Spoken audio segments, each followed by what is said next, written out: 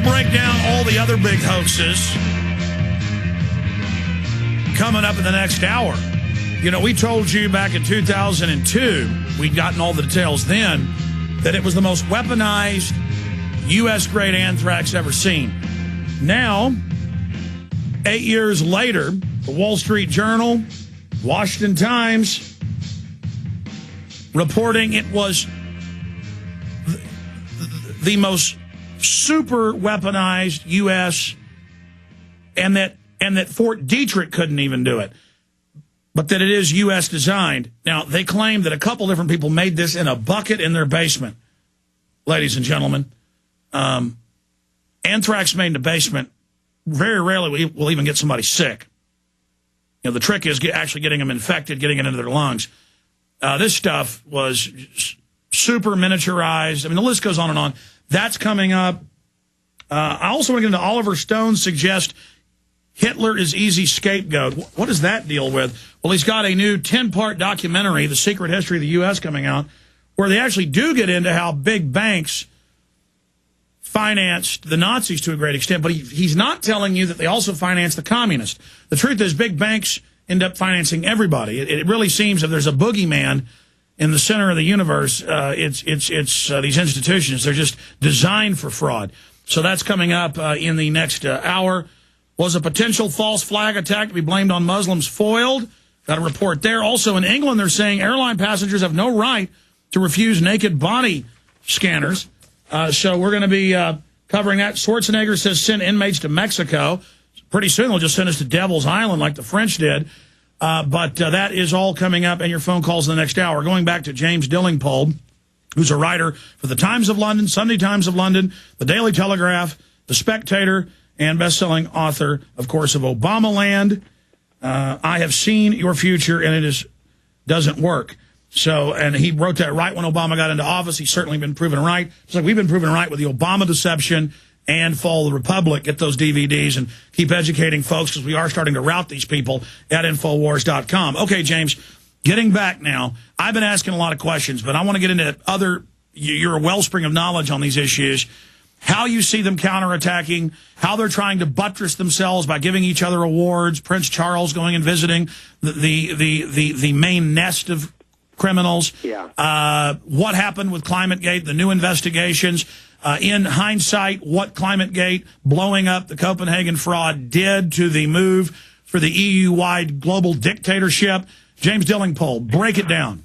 Well, Alex, I had a very depressing lunch on New Year's Day with a distant member of my family, and it turns out he's now working for something called the European Climate Foundation, and the European Climate Foundation is one of those charitable bodies which is pumping in a lot of money into funding climate change advocacy groups. It is in it up to the neck. It was there at Copenhagen at the negotiating table, staying in all the best hotels. And I asked him whether ClimateGate, which, as you remember, broke during the story broke during at the beginning of the Copenhagen, Libtard Fest. And I said, has ClimateGate had any effect whatsoever on the negotiation process? And do you know what he said? It didn't even register. He said, as far as we were concerned, the process moves on. We don't really care what other people say. All that matters is the process. And this, I'm afraid, is what we're going to see throughout the world. We're going to see big government ignoring the arguments against man-made global warming completely and carrying on with the legislation on carbon, carrying on with the taxing. The reason this scam is so dangerous is I keep trying to remind, I blog about this every day for the Telegraph in London, and some people say to me, why do you keep going on and on about this subject? Why can't you talk about something else? Because I want to hear your answer, but it's a takeover of society. It's a cult. You've got Common Purpose and others funded by this EU group.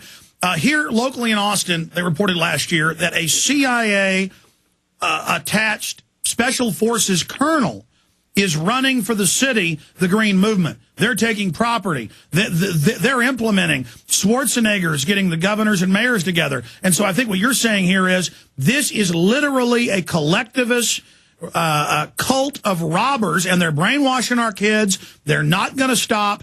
They've got kids writing fake tickets in England and the U.S. in the New York Times, climate cops. They've got TV shows about reporting on your neighbors. The point is, this is the Bolsheviks. I would say, Alex, that it is no exaggeration at all to say that the Green Movement is more dangerous than the communist movement or even the Nazi movement. And the reason is that, okay, we had to fight a terrible war to defeat Nazism. But the point was that the threat of Nazism was essentially military. We defeated the Soviets as well through a combination of proxy wars, and effectively Ronald Reagan bankrupted them, didn't he, through the Star Wars program. The Green Movement is more dangerous in a way because it is more insidious. It is not confronting us through military means. It is presenting itself as this caring movement, which only a heartless, nature-hating, evil person could possibly disagree with. And that is why it presents a problem to those of us who understand its true menace. How do we show to the world at large that this movement threatens our society, threatens our freedoms, threatens everything we believe in? It's a big problem because, you know, a lot of the people involved in the Green Movement are cuddly, polar bear loving, caring people. They're not nasty people. And it is a constant struggle fighting against their arguments. Well, you're absolutely right. And I mean, I have the New York Times. I have the LA Times. I see it where I live. I see the textbooks. I put my children in a... For example, you know, I mean, my daughter started having choir lessons at Christmas. And one of the songs they sang was that lovely song about the snowman, which is very nice. And another of the songs was called When Will We Learn? And it went on and on about, you know, when will we learn to stop being so horrible to nature? Humans are evil, you know, we must save the planet. The kids are brainwashed, you know. And let me stop you, because I was about to say, I put my kids in private school for 1 year. And even a Christian private school, it was all government-approved brainwashing. We tried to even buy homeschooler material. Most of it has the brainwashing. And they chant these songs in the public schools. They have the kids go home and write fake tickets and reports on their parents. Don't take a hot bath. Don't run the water while you brush your teeth. And it has nothing to do with the environment. That's the thing. They say, well, it's to save the earth. No, these are cold-hearted tacticians at the top that want to create an anti-human guilt to make humanity the enemy so the collectivists can run the state. Oh, absolutely. I mean, it is very much like the Hitler Youth being encouraged to report on their parents. You know, my son is at one of the most expensive, most highly rated private prep schools in the country. And even he gets the eco-propaganda. And one of the reasons he gets this eco-propaganda, and the school has actually designated itself an eco-school, the reason it does so is because half the middle-class mothers actually like this nonsense. They like to hear that the school is an eco-school and that teaches their children this wellness, because it has become a fashionable agenda for what we call the chattering classes, you know, the yummy mummies, all these nice, you know, high-earning middle-class people. They, too, subscribe to the organic movement. They, too... Let me go further. Mark Dice, who's a reporter who I know, he went out last week in San Diego, and over 90% of the people he talked to, it was mainly women, young women, and middle-class, middle-aged women.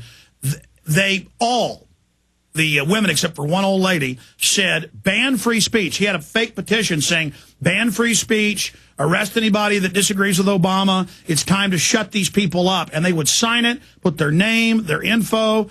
I mean, they are ready. And they think we run society, we're good. And so now it's a Nazi/Soviet movement run by a bunch of useful idiot women. Yes, useful idiot, well-paid or well-paid husbands, middle-class women. Yeah, exactly. With all these wonderful lifestyles, and they want to reintroduce eco-fascism to the world.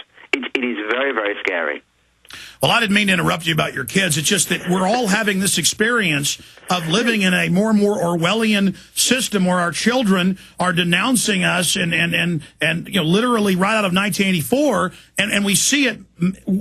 This will lead to North Korea if they win.